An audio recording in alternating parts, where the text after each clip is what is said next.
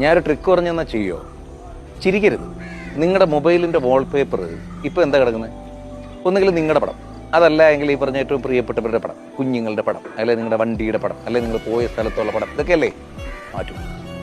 എന്നിട്ട് പണത്തിൻ്റെ പടം ഇടും. എന്നിട്ട് ആ വാൾപേപ്പറിനെ നിങ്ങൾ എല്ലായ്പ്പോഴും ഈ പറഞ്ഞ പോലെ ഹൃദയത്തോട് സൂക്ഷിക്കൂ, ഇത്രമേൽ പ്രിയപ്പെട്ടതായിട്ട് സൂക്ഷിക്കൂ. നമ്മുടെ കണ്ണും വെട്ടത്ത് കാശ് ഈ പറഞ്ഞ പോലെ വേണം കേട്ടോ. അല്ലെങ്കിൽ മുറിയിൽ നിങ്ങൾ രാവിലെ കണ്ണൂർന്ന് എഴുന്നേക്കുന്നിടത്തെ ഈ പണത്തിൻ്റെ വാൾപേപ്പറുകൾ മേടിച്ചു വയ്ക്കും. അതെന്താണ് ഞാൻ ഉദ്ദേശിച്ച് വരുന്നതെന്നാണോ? നമ്മളെപ്പോഴും കാണുന്നത്, നമ്മൾ മാനിഫെസ്റ്റ് ചെയ്യുന്നത് നടക്കും. നമ്മളിപ്പോൾ കൂടുതൽ ഈ പറഞ്ഞ പോലെ കടത്തിനെ കുറിച്ച്, പ്രാരാബ്ധങ്ങളെക്കുറിച്ച്, ഉത്തരവാദിത്തങ്ങളെക്കുറിച്ചൊക്കെ എല്ലാം ചിന്തിക്കുന്നത്. അതുകൊണ്ടാണ് നമുക്ക് ഈ സാധനങ്ങളൊക്കെ കൂടുന്നത്. കേൾക്കുമ്പോൾ നിങ്ങൾക്ക് തമാശയായിട്ട് തോന്നും.